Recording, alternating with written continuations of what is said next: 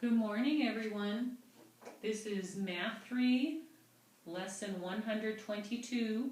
We are going to be learning how to divide 2- and 3-digit numbers using mental computation. I forgot the dollar sign in my question. So does anybody know what $60 divided by 2 is? If you think you know the answer, just keep hold of it in your brain. I'm going to do a little demonstration for you, and we'll see if your answer is correct. So, I have a bunch of, remember the school money, and I'm going to use 6 of the 10s to be $60, and I am going to share the $60 between Ryan and Ian. So how much money will each of them end up with? Well, let's divide it into the 2 piles. One for Ryan, for Ian. Okay, so they each have the same amount. That means that this pile has 3, and this pile has 3. So it means each of them will end up with $30. So I'm going to write my answer.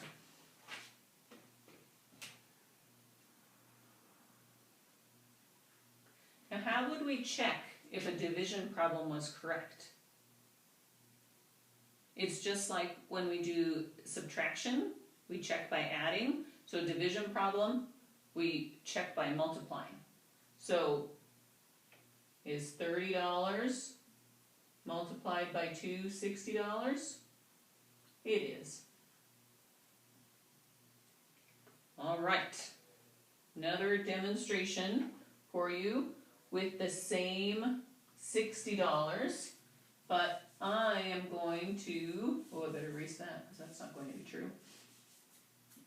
I'm going to divide the $60 by 3. So Dolores, Bella, and Taylor are going to share the $60.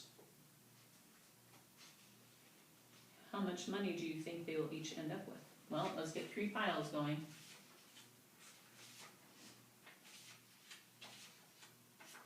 There we go. So it looks like each pile has 2 $10 bills in it, so that means that they will each end up with $20. Remember, we're going to check by multiplying.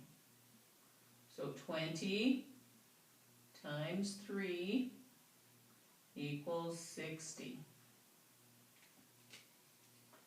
All right, next one.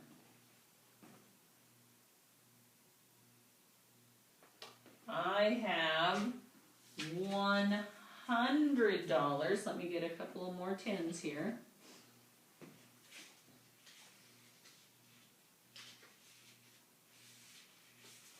Here we go.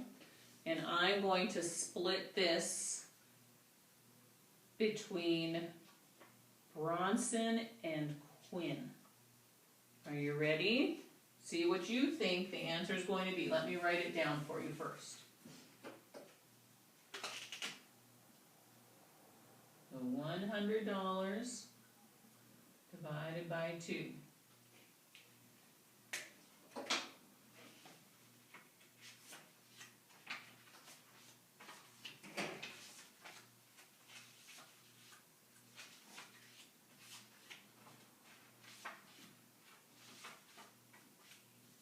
It looks like each of them will end up with 5 $10 bills or $50.